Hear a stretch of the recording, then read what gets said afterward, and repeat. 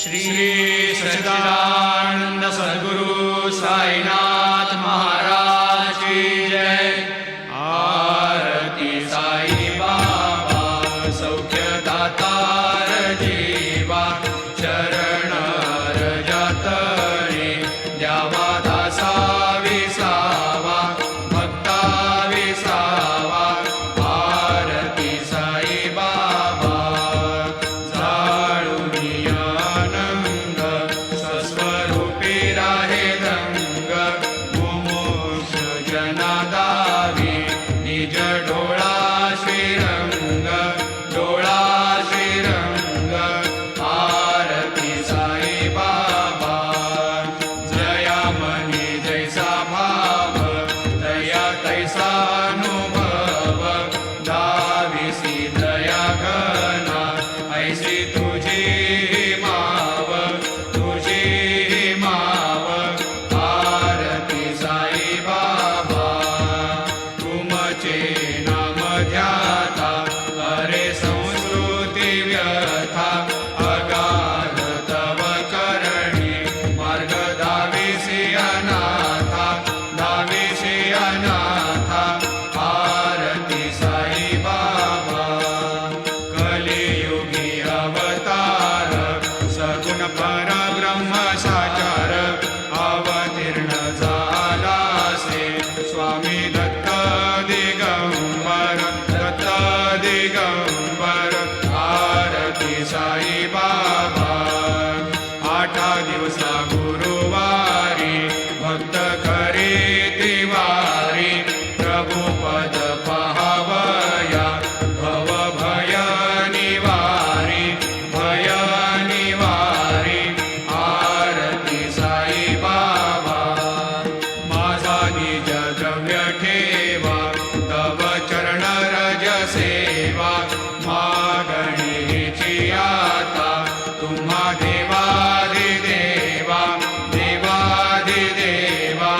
आरती साई बाबा इच्छित दिन चातक, निर्मल धोय निज सुख। आजावे माधवाया सांभाळ आपुली भाक, आपुली भाक। आरती साई बाबा सौख्य दातार जीवा, चरण रजतळे द्यावा दासा विसावा, भक्ता विसावा। आरती साई बाबा शिर्डी माझे पंढरपूर, साई बाबा रमावर, बाबा रमावर, साई बाबा रमावर। शुद्ध भक्ते चंद्रभागा, भाव पुंडलिक जागा, पुंडलिक जागा, भाव पुंडलिक जागा। याहो अवघे जन करा बाबाशी वंदन, साईशी वंदन करा बाबाशी वंदन। गणू म्हणे बाबा साई, भाव पाव माझे आई, भाव माझे आई, भाव पाव माझे आई। घालीन लोटांगण वंदीन चरण, डोळ्यान पाहिन रूप तुझे। प्रेमी अलंगिन आनंदी पूजिन, भावे वाळीन म्हणे नमा। त्वमेव माता पिता त्वमेव, त्वमेव बंधु सखा त्वमेव। त्वमेव विद्या द्रविणः त्वमेव, त्वमेव सर्वं मम देवदेव। कायेन वाचा मनसेन्द्रियैर्वा बुद्ध्यात्मना वा प्रकृतिस्वभावात् करोमि यद्यत् सकलं परस्मै नारायणायति समर्पयामि। अच्युतं केशवं रामनारायणं कृष्णदामोदरं वासुदेवं हरि श्रीधरं माधवं गोपिकावल्लभं जानकीनायकं रामचन्द्रं भजे। हरे राम राम राम हरे हरे, हरे कृष्ण कृष्ण कृष्ण हरे हरे। श्री गुरुदेव दत्त अनंता तुला ते कसे रे स्तवावे, अनंता तुला ते कसे रे नमावे। अनंता मुखाचा शिणे शेष गाथा, नमस्कार साष्टांग श्री साईनाथा। स्मरावे मनी त्वत्पदा नित्य भावे, पुरावे तरे भक्तीसाठी स्वभावे। तरावे जगातारुणी मा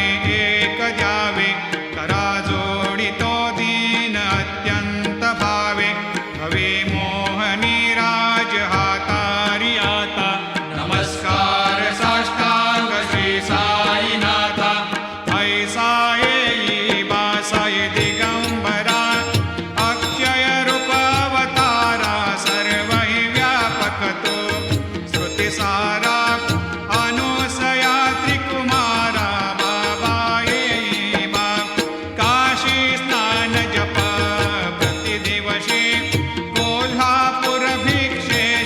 निर्मलनदीतुङ्गा जलप्राशी निद्रामाहुरदेशी ऐसा येयीबा झोळी लोंबतसे वामकरी त्रिशूलडमरोधारी भक्तावरद सदा सुखकारी देशील मुक्तिचारी ऐसा येयीबा पायी पादुका जपमाला कमंडलो मृगचाला धारण करशिबा नागजटा मुकुट शोभतो माता ऐसा येयीबा तत्पर तुझाया जे ध्यानी अक्षय त्यांचे सदनी लक्ष्मी वास करे दिन रजनी रक्षिसी संकट वारुणी ऐसा येयीबा या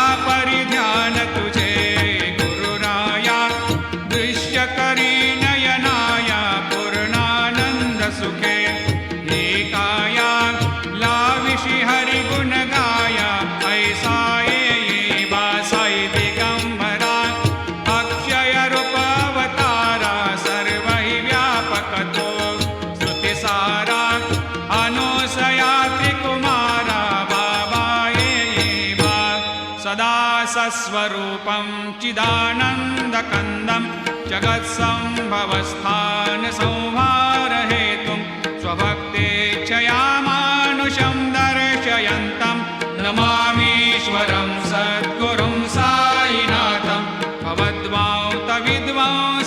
भवद्वांतविद्वांसमार्तण्डमीड्यं मनोवागतीतं मुनिर्ध्यानगम्यं जगद्व्यापकं निर्मलं निर्गुणत्वां नमामीश्वरं सद्गुरुं साईनाथं भवाम्भोधिमग्नार्दितानां जनानां स्वपादाश्रितानां स्वभक्तिप्रियाणां समुद्धारणार्थं कलौ सम्भवन्तं नमामीश्वरं सद्गुरुं साईनाथं सदा निम्बवृक्षस्य मूलाधिवासात् सुधास्राविणं तेक्तमप्यप्रियन्तं तरुं कल्पवृक्षाधिकं साधयन्तं नमामीश्वरं सद्गुरुं साईनाथं सदा कल्पवृक्षस्य तस्याधिमूले भवद्भावबुद्ध्या सपर्यादिसेवां नृणां कुर्वतां भुक्तिमुक्तिप्रदन्तं नमामीश्वरं सद्गुरुं साईनाथम् अनेकाश्रुता तर्क्यलीलाविलासै समावेशकृतेशान् भास्वत्प्रभावम् अहं भावहीनं प्रसन्नात्मभावं नमामीश्वरं सद्गुरुं साईनाथं सतां विश्रमाराममेवाभिरामं सदा सज्जनैः संस्तुतं सन्नमद्भिः जनामोददं भक्तभद्रप्रदन्तं नमामीश्वरं सद्गुरुं साईनाथम् अजन्माद्यमेकं परब्रह्म साक्षात् स्वयं सम्भवं राममेवावतीर्णं भवद्दर्शनात् सम्पुनीतप्रभोहं नमामीश्वरं सद्गुरुं साईनाथम् श्री साईश कृपानिधेऽखिल नृणां सर्वार्थसिद्धिप्रद युष्मत्पादरजप्रभावमतुलं धातापि वक्ता क्षमः सद्भक्त्या शरणं कृताञ्जलिपुट सम्प्रापितोऽस्मि प्रभो श्रीमत्साई परेशपादकमलान् न्यान्यच्छरण्यं मम सायिरूपधर रागोत्तमं भक्तकामविबुधद्रुमं प्रभुं माययोपहतचित्तशुद्धये चिन्तयाम्यमर्निशं मुदा शरत्सुधांशो प्रतिमं प्रकाशं कृपातपत्रं तव साईनाथ त्वदीयपादाब्जसमाश्रितानां स्वच्छायया तापमपाकरोतु उपासनादैवत साईनाथ स्तवैर्मयोपासनिना स्तुतस्त्वं रमेन्मनोन्मे तव पादयुग्मे भृङ्गो यथाब्जे मकरन्दलुब्धः अनेक जन्मार्जित पाप संशयो भवेद् भवत्पाद सरोज दर्शनात् क्षमस्व सर्वान्ध परान्ध पुण्यकान् प्रसीद साये सद्गुरो दयानिधे श्री साईनाथ चरणामृतपोत चित्तास् सत्पाद सेवनरतः सततञ्च भक्त्या संसारजन्यदुनितोर्धवनिर्गतास्ते कैवल्यधाम परमं समवाप्नुवन्ते स्तोत्रमेतत् पठेद् भक्त्या यो नरस्तन्मना सदा सद्गुरो साईनाथस्य कृपापात्रं भवेद् ध्रुवम् रुसो मम प्रियाम्बिका मजवरी पिता हि रुसो रुसो मम प्रियाङ्गना प्रियसुतात्मजा हि रुसो रुसो भगिनी बन्धु हि श्वशुरसासुबाई रुसो न दत्त गुरु साई मामजवरी कधीहि रुसो उसो न सुनबाई त्या मजन भ्रातृजाया पुसो उसो न प्रियसो यरे प्रियसगे न ज्ञाते पुसो उसो सुरदना सखा स्वजननाप्त बन्धु पुसो परीन गुरु साई मामजवरी कधीहि रुसो उसो न अबला मूले तरुण रुद्धहीना पुसो उसो न गुरुधा कुटे मजन थोरसाने पुसो उसो न च भले बुरे सुजन साधुहीना पुसो परीन गुरु साई मामजवरी कधीहि रुसो रुसो चतुरतत्त्वविद् विबुध प्राज्ञ ज्ञानी रुसो रुसो हि विदुषी स्त्रिया कुशल पंडिता हि रुसो रुसो महीपते यति भजक तापसे हे रुसो न दत्त गुरु साई मामजवरी कधीहि रुसो रुसो कवि ऋषि मुनि अनघषेध योगे रुसो रुसो हि गृह देवता निकुल ग्राम देवी रुसो रुसो खल पिशाच हि मलिन डाकिने हे रुसो न दत्त गुरु साई मामजवरी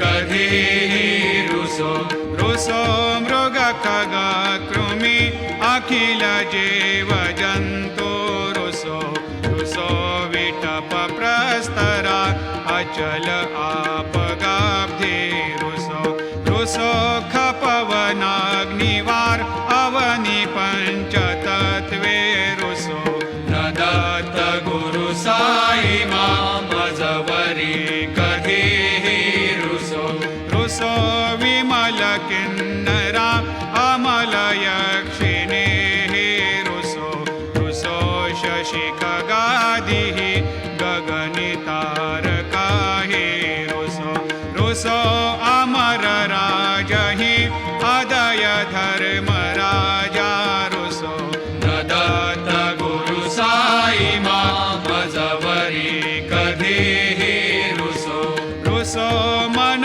सरस्वती चपल चेतते हि रुसो रुसो वपुदिशाखिला कठिन काल तो हि रुसो रुसो सकल विश्व हि मयि तु ब्रह्म गोलं रुसो न दत्त गुरु साई मामजवरी कधीहि रुसो विमूढ मनुनी हसो मजन मत्सरा हेडसो वदाभिरुचि उल्हसो जनन कर्दमीनापसो न दुर्गधृतिचा धसो अशिव भाव मागे खसो प्रपंची मन हे रुसो दृढ विरक्ती चित्ती ठसो कुणाची घृणा नसो न च स्पृह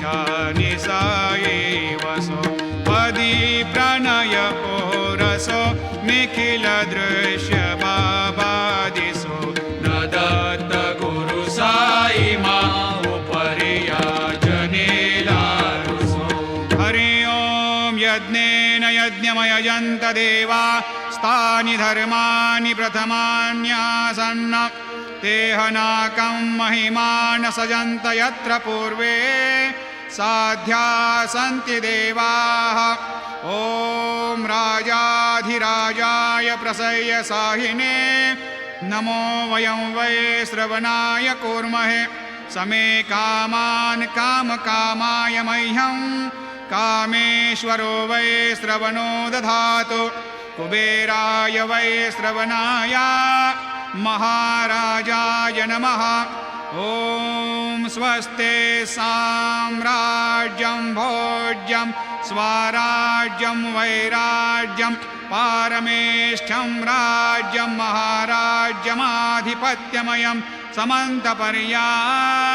समन्तपर्याधीशात् सार्वभौमः सार्वाय शान्तादापरार्धात् पृथिव्यै समुद्रपर्यन्ताय एकराळिति तदप्येष श्लोकोऽभिगीतो मरुतः परिवेष्टारो मरुतस्या वसन्ग्रहे आवीक्षितस्य कामप्रियैर्विश्वे देवा सभासदैति श्रीनारायण वासुदेवाय सच्चिदानन्द सद्गुरु साईनाथ महाराज की जय करचरणकृतं वा कायजं कर्मजं वा श्रवणनयनजं वा मानसं वा अपराधं विहितमविहितं वा सर्वमेतत्क्षमस्व जय जय करुणाब्धे श्री प्रभो साईनाथ श्री सच्चिदानंद सद्गुरु साईनाथ महाराज की जय